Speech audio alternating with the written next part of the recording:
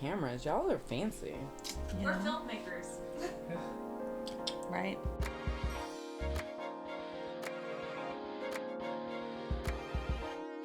Hi folks, my name is Brisa Areli Muñoz, and welcome back to Fast Forward, where we're fast forwarding to a future where artists are valuable across every sector in society. I'm really excited. This is our final episode of this season, and I'm really glad to be joined by Christina Eskridge. It's so exciting to be able to chat a little bit with you about your work and your practice. At this point, we've gotten a chance to think about the intersections of health and wellness and art making, but also technology and art making. And I know that you're someone who also runs a company that thinks about these intersections, that does work at the intersection of health and art making. So it's just such a joy to have you here with us. Thank you so much for having me. I'm really excited. Yes. Okay, so let's allow audiences to get to know you a little bit. Talk to us about who you are, your artistry, your work, your personal mission in the world. Oh my goodness. Okay, so this question, I've been thinking about the personal mission part of it. So my name is Christina D. Eskridge. I'm a theater maker and a public health professional.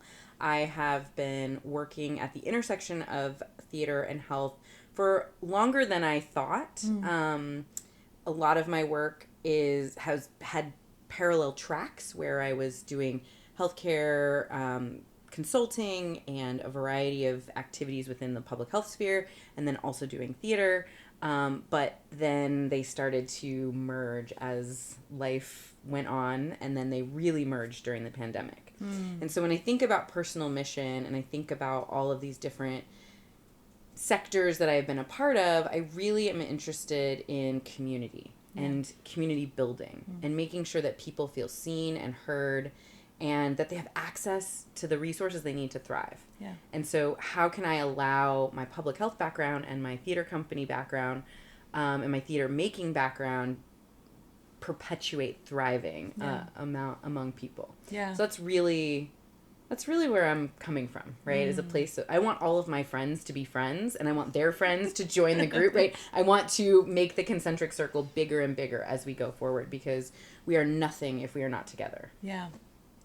Tell me which came first, public health or theater? Yeah. Why, how? Give us the details. Okay. So they kind of came, well, theater definitely came first. I was in my first play in the first grade, so I have been making theater since I was a young person in the streets of Oakland, California. Shout out to the town. And I went to college not for theater. Yeah. I ended up doing work in Spanish language and political science and started to be interpreting in different medical settings and realized that our system is completely broken. Yeah.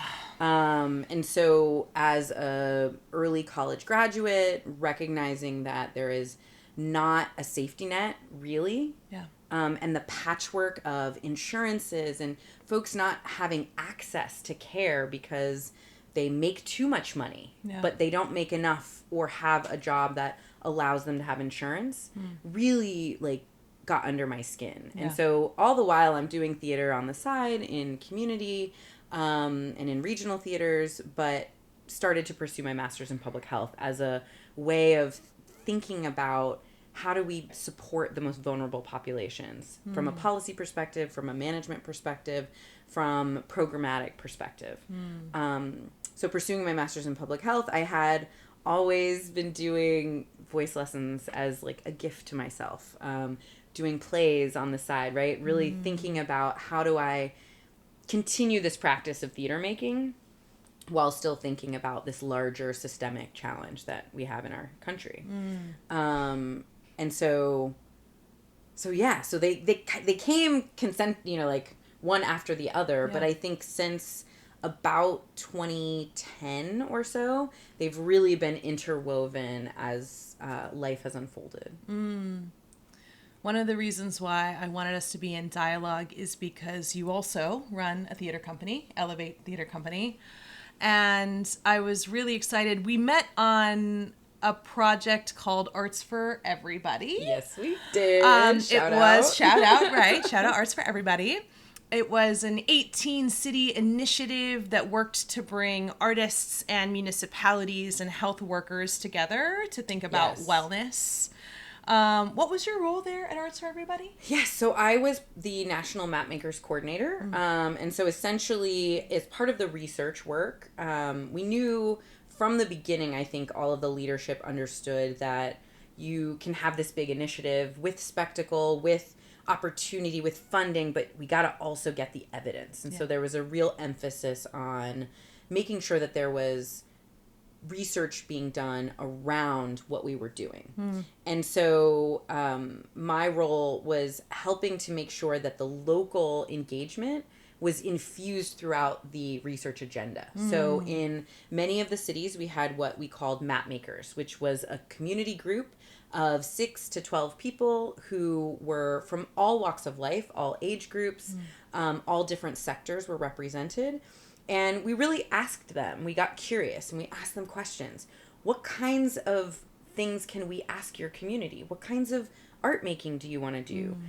How, if we're going to do surveying or some kind of research here, some kind of evaluation and learning here, how can we do that without disrupting the fabric of the local community? And so it was really important to me that they had a voice in how we were doing the work. And so I was coordinating all of these different groups across the country who were locally really to help us once the research hit the ground as well, right? We had lots of surveys that I'm sure your site was doing throughout the project. Totally. We have so many reports, and check out artsforeverybody.com because that will give you a window into how much research there was in this agenda. We have several research briefs that really break down in plain common language, very literally brief, like not just not just brief as in like they're giving you a summary, but also they're like 3 or 4 pages, right? There's something that's digestible. And they're accessible to every community that participated as well as the general public. Yeah, it was so exciting to meet you on that project because there was an example of your public health at the intersection of theatrical practice, at the intersection of your ultimate mission, right, which was to support community.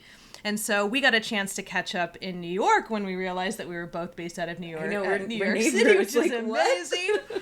And then that's when I learned about Elevate Theatre Company, and I was telling you about MTF, and then we just started to see that there were so many synergies between the work that our companies were doing. So talk to me a little bit about Elevate. Elevate is my baby. It is an organization that is creating space for audiences and artists to explore health and well-being through the art of storytelling. And we do that in a variety of ways. We have plays that are about public health topics that are paired with a panel of experts in the field that we are talking about in the show. So it's not about necessarily talking to the playwright or talking to the actors. It's more about who's doing the work every day that we're discussing in the play. Then we also often have a community event afterwards. So you get a show, you get more information, knowledge, opportunity to dig in and maybe have some action afterwards, sign up for a newsletter, donate, etc. And then we also then give food and drinks and let people hang out and have a vibe. So that's our signature program, which is a play and a panel. And then we also do workshops of a variety of storytelling techniques. So we think about the instrument that we have as storytellers, right? And we talk about things that are super simple that everyday folks can relate to, whether you're an actor and a performer or not. So we talk about breath. We talk about postural awareness. We talk about our ability to actively listen to one another. We talk about our ability to generate text and journal and really connect each one of those back to a health practice and an opportunity to thrive individually. So that way when we are in community, we already are aware of what our own postures are, our own breath looks like, what stories are we telling individually. So when we tell a story together, we're already a little bit more healthy, a little bit more aware, a little bit more eager to be in community with one another. I love it. Yeah, it's like back to basics, grounding ourselves in things that can feel so simple and also sometimes can feel so challenging. You know, take a breath. Right. Take a breath. That can be hard sometimes. So hard. Yeah. And I mean, you remember the first week of acting school, it was literally breathing and standing. Yeah. Right. Yeah. And so if we can get back to that as healthcare executives, as recruitment managers, as folks who are working on the front line of a hospital, we can actually, I think, get back to the basic humanity that brings us all together. Yeah. A lot of my background is in applied theater. That's what I got my master's work in. And so it was only in that program that I started to see these intersections very clear in, you know, my cohort, in my colleagues, and the folks that were around me learning. And I'm curious, you know, this idea of, you know, this artistic practice being siloed from other sectors. Like, did you feel alone in your curiosities in the beginning? Did you feel surrounded by a community who understood that these intersections were valuable? I'm just curious. Yes, I felt so lonely at first.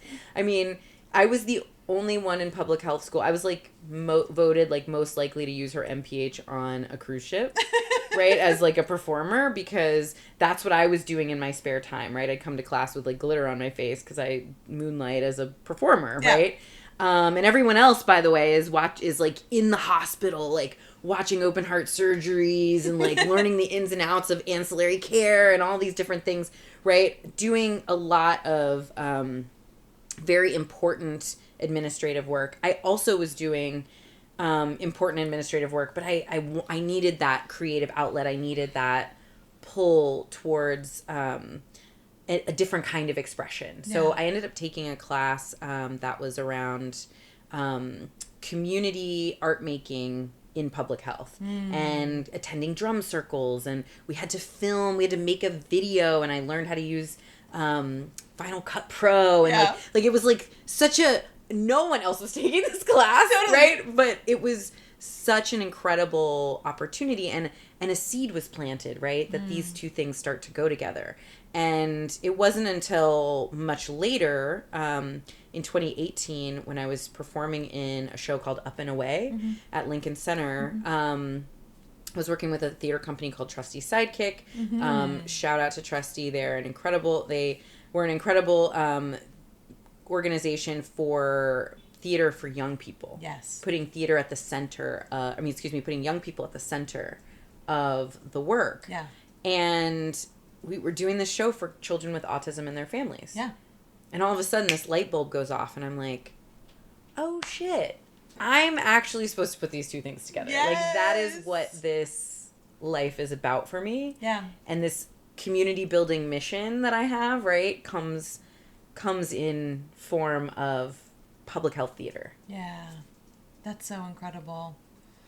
I've talked a lot on this podcast about the real limitations that get put on us as creatives if you're just going through a BA or a BFA program in theater. Yeah. And that a lot of it becomes just about entertainment or about the play. And a lot of times the plays that we're performing are like, you know, dead people from long ago, you know. And so the real like ways in which this work can be really alive and present with the communities for whom we're serving, again, now just feels like drinking water to me, but I'm recognizing that, you know, there's still lots more folks who aren't thinking about the work in that way. And so I'm curious about, like, what are the ways that you might, like, I don't know, invite artists to be curious about why this is useful or matters? I don't know.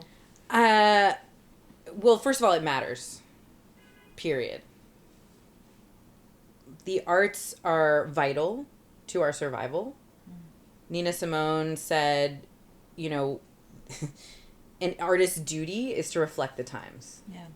So without art making, there is no history. There is no chronological understanding of how things unfold. So whether you like it or not as an artist, whether you are doing it purely for commercial and entertainment purposes and practices, or for something else, something like how I think we are embedded in towards health and well-being. In my case, you know, I call it public health theater.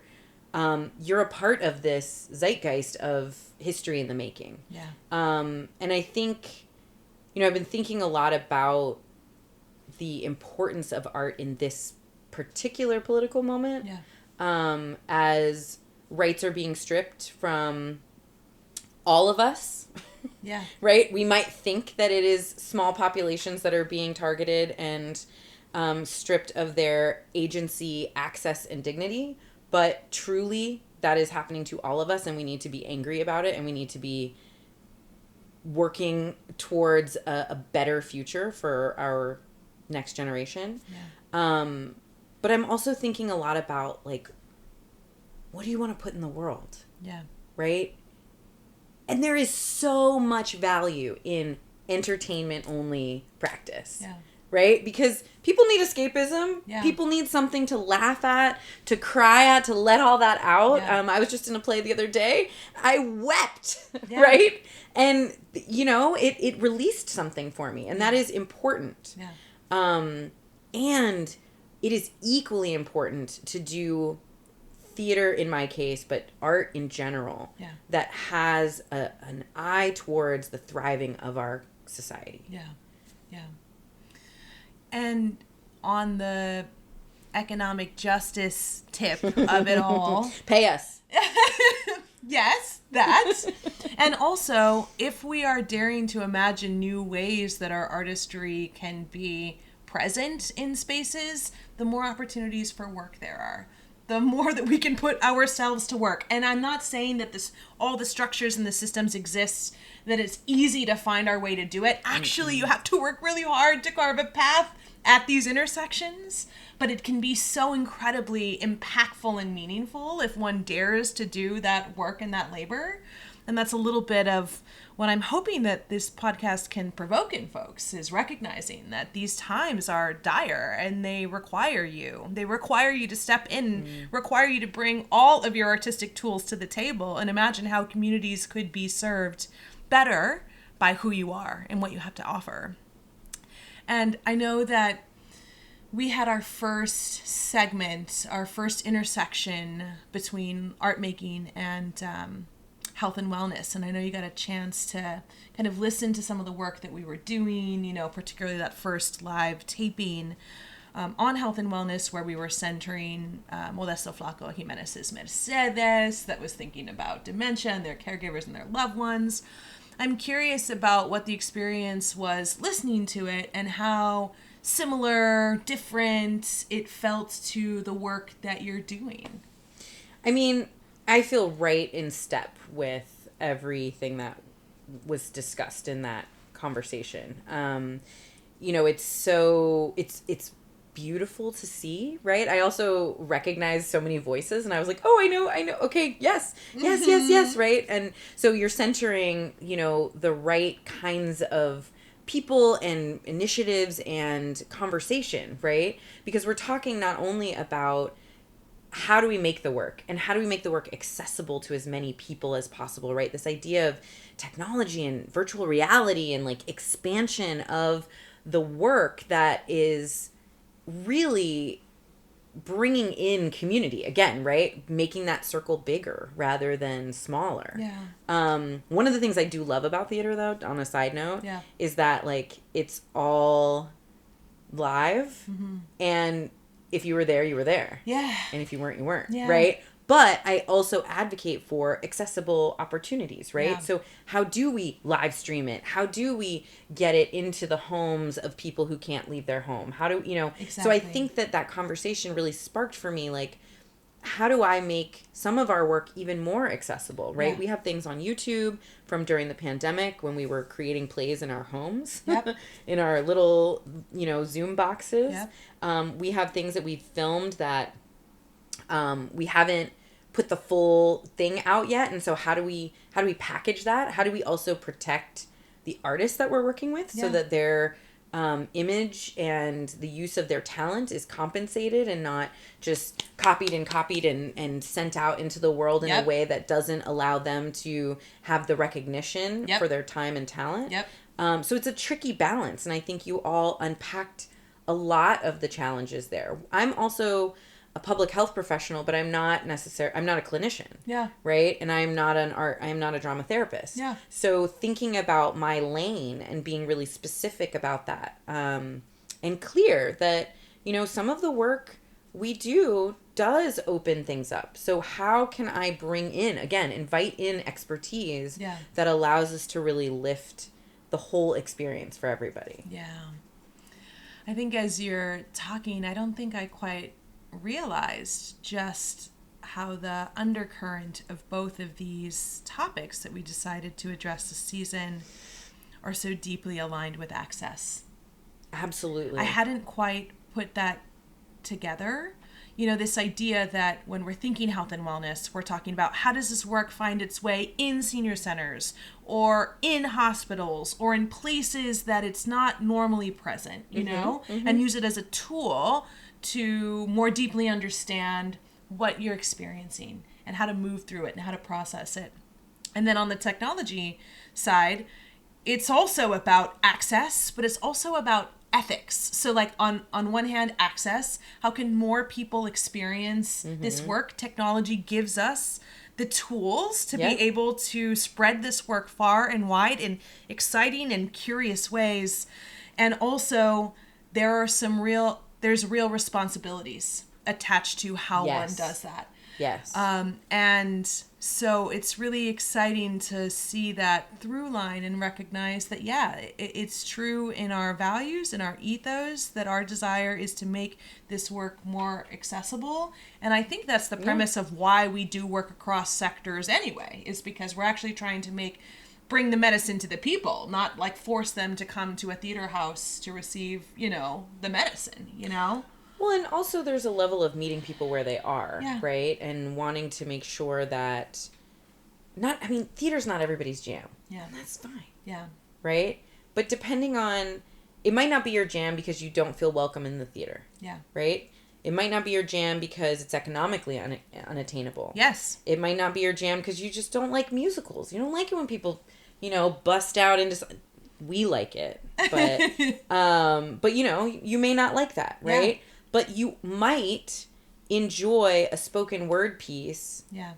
You might enjoy a performance of a song, right? You might enjoy another element of performing arts. You might enjoy watching your cousin up on stage for the very first time, or your grandmother, or your tia, or... You also might enjoy writing down your experience and having someone else perform it, right? You might enjoy directing people behind the scenes and supporting them in presenting the best product that they can do, right? Yeah. And so being able to use technology to bring it to the people so that they can start to discover, right? I think that's what's happening in this moment, right? We're being separated, we're being siloed, and the more we can reach across and be in community with different sectors, again, that have the expertise that you might need to make things more digestible, entertaining, engaging, agitating, right? We want people to be fired up too.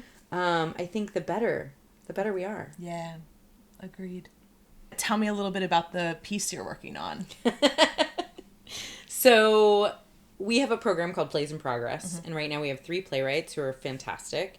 One of those playwrights, Christina D, has written for us before, and she is working on a piece called The Protocols. And The Protocols is sort of a Afrofuturistic view on post-water wars and AI bots, or the humanoid bots, which we can talk about a lot of things later. But their use and the need to train them, right? And how does this what's the interaction between the human and this bot that is meant to be a companion in its most evolved form, right? It's meant to be a health support in some ways, right? Get you out of the house, walk with you. I don't know that the play is going to go there, but when we think about this, right, we've just seen that they want to use these humanoid robots in the classroom, right? There's so much technology that we're throwing at the wall. And so our playwright is doing a fantastic job of untethering some of that stickiness and trying to ask questions and provoke conversation around how are we using technology and are we using it ethically, right? We have talked a little bit about it being an accessibility tool. Yeah. You can spread things far and wide and allow for people who may not always have access to experience something in the theater through technology. And I think there is just an opportunity for us to poke the bear a little bit, right? What is the intention behind the technology? And how do we ensure that it's really about making sure people have more access and not necessarily about replacing a human connection? Yes. Yeah. No, I'm glad that you named it, because we ourselves have been working to determine what is our sort of technology manifesto at MTF and what we mean when we say technology and what that encompasses and what it doesn't. So something that I've learned a whole bunch from Brandon Powers, who is our innovation lead, artistic innovation lead here at MTF, is the difference between extended reality and AI.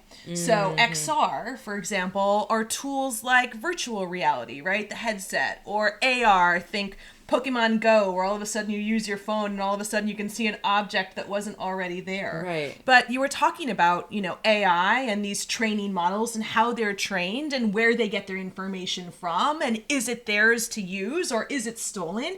And things start to get really unwieldy when you start thinking about the implications of AI. And so I think what MTF is working to do is to be really clear and specific about what technology we are employing and using. And if we are using things like generative AI, that we're being responsible, that we're checking for what the technology has been trained on is not copying or stealing somebody else's work, for example. We were just at a conference, actually, Filmgate Miami, where we met someone named Artem Petrov, who created a site called CopySite AI, which allows you actually to look at the images that have been generated and to detect how much of that image was actually stolen from something else that's protected by an artist, right? Wow. And yet, in those conversations, he was also recognizing that, he's coming from the lens of, I'm a visual artist, so it's easy to be able to dissect that on in terms of a painting or an image. Right. Much more difficult to do it if you're a musician. And so he didn't even want to touch music because it's like this becomes so complicated, and all of a sudden these industries come into play and the money that you're stealing from them if you're trying to protect a musician's work. And so then here at MTF, we're having to really reckon with, then what does ethical practice look like for us, and what is our responsibility in protecting these original artists' works, right? Exactly. But this is our job, and Artem even went so far as to say that he developed a watermark technique for audios that only computers can pick up. It's like a certain frequency that you can't hear it when you're just listening to a song, but he's created a watermark where you can identify whether a piece was originally sourced from a musician as opposed to something that's been generated via AI. So again, there's been so much learning that's happened here. And so, yes, it's access and it's also ethics, holding hands with each other. And that's the work that I think feels really responsible, and the work that we're trying to interrogate through this podcast, through this program, Absolutely. I mean, what that sparks for me is just the balance and the challenge that we are dealing with right now, right? There is so much technology that is so helpful. Yeah. So helpful. We can't live without it, right? I mean, I could probably go a day without my phone, but I'm not sure I could go more than that because it's got my emails. It's got my ability to text or FaceTime with my niece, or, it's got my photos from beautiful trips, and I just lost my dog. I've got like videos, right? It's got everything in it that is important in many ways. Yeah. But how do we make sure that the technology is supportive of what we want to do and who we want to become, rather than a dependency that then means that we're not no longer critically thinking. Yes. No longer investigating this hand-in-hand thought process of, advancement and ethics, yes. of access and, rights of artists and, the ability to protect both sides of that coin. Yes, exactly. So I think it's a really important conversation. It makes me think about one more artist that we met in Miami at this Filmgate conference. His name is Felipe Aguilar, and he's a dad of 2 young people himself, but also he's a technologist, a creative technologist. Yeah. And so he's been creating curriculum through the form of song and animated characters help teach young people how to be responsible about technology and how to straddle that line. So it was really fascinating. And the way that he was doing it was he would create an original song and then he'd hand you a fake guitar that you would play, and it was almost like karaoke style. You were like singing along to the song that was teaching you how to be responsible about technology while you're like singing karaoke and trying to follow along, And so it was so fun to see the like embodied way, the theatrical way, the musical way that those sorts of skills are being passed on to young people. And these are exactly the types of artists and projects that we want to champion. Yes. Technology is not going away. Nope. So how do we be responsible with it? Yeah, how do we make it both effective and responsible? Yeah. Hello, hello, hello. This is Ardai Knox, and I am co-executive director of Musical Theater Factory, specifically the director of decolonization and sustainability. And I am coming at you to remind you to subscribe to The Vibe. The Vibe is to get all of the information you could possibly desire about the Musical Theater Factory community. We let you know what our artists are doing in the world. We let you know what they're doing in our home, in our community base, and it has lots of tips and tricks and links to help you further your career, whether you're a director, an actor, a writer, or just an audience member who wants to stay plugged in. If you want to be tapped into all things amazing in New York, especially within NTF, subscribe to The Vibe. Before we wrap, tell us where people can find you in the world. Find me through Elevate Theatre Company. We are at elevatetheatrecompany.com. We are at Elevate Theatre Company on Instagram and Facebook. We have a YouTube channel, and it's theatre, not theater. So THEATRE is the spelling of theater for our organization. If I could go back in time. Although, when I was across the pond, they got it. Yeah, so totally. It was fine. No, understood. But yeah, definitely reach out. info@elevatetheatrecompany.com is our general inbox. Would love to hear from you. Would love to be in community, continue to build that circle, getting it bigger and bigger, and make sure that we can all thrive. Yes. As we wrap this season, I want us to think about the visions that we have for the field at large and the visions we have for society and artists' place in it. So I thought about asking this as a question, and then I decided, because we're close enough, that maybe we would do something different, which is that maybe we should make a poem line by line. I say a line, you say a line, I say a line, you say a line. And then we sort of see what we make of it and just intuitively decide when it's done. I'm game. Let's do it. Fast forward. Rising tides raise all ships. We elevate towards the future. It's possible to use art for so much more than you think. Have fun. Giggle. Try. Be together. Dare to provoke. Be provocative in your efforts. Breathe. Trust that you are valuable. Always. And necessary. Always. We stand with you. Always. Arm in arm. Always. We love you. Always. Always.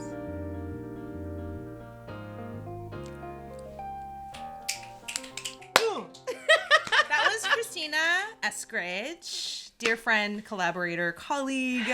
Thank you for wrapping this season with us. Oh my gosh, it is my pleasure. Here. I'm so grateful. Thank you. Yeah, and I can't wait for the work that we will do together. Yes. I can't wait for Elevate Theatre Company and MTF to come together. Let's imagine the possibilities. Who knows what's in store? Just so grateful for you, and so grateful for you all who've been around for this journey. We're so grateful. Excited to learn more with you. Stay tuned as we reveal what's in store for next season. I'm Brisa Areli Muñoz, Director of Artistic Innovation and Emergent Magic at Musical Theatre Factory. Hope you have a beautiful day. Hey there, it's Arda Knox, Co-Executive Director of Musical Theatre Factory, specifically Director of Decolonization and Sustainability, and I am here to remind you that if anyone's got us, we got us. In this time of chaos and insanity, invest in the community that is investing in you. Invest in the We Got Us Fund, a new initiative by MTF to make sure that every single member of our community is not getting paid just a living wage, is not getting paid in exposure, is not getting paid in promises, but it's getting paid a thriving wage. Yeah, you heard me, a thriving wage. Help us ensure that everyone in your community, everyone in our community is able to not just live, but thrive. Invest in the We Got Us Fund today. Hey everyone, I'm Fallon, and thank you so much for tuning in to this episode of Fast Forward. I am on the MTF staff as the Coordinator of Connectivity and Systems. And if you want to stay tuned in, please like, subscribe, click the bell so you don't miss future episodes, upcoming releases, and live tapings. Thank you so much for tuning in, and we'll see you next time. I'm an Aquarius, for example. I'm an Aquarius. What? Wait, what? This is why. Wait, when is your birthday? January 22nd. Stop it. 29. That January, you know? Yes. January is different than February. It is. Oh, this is Oh, great. this makes more sense. Yes, now. This is why we only needed maybe 2 times meeting prior to this to decide that we were going to do this together. Oh, I love it. So grateful for you. This is so good. I'm grateful for you. Thank you.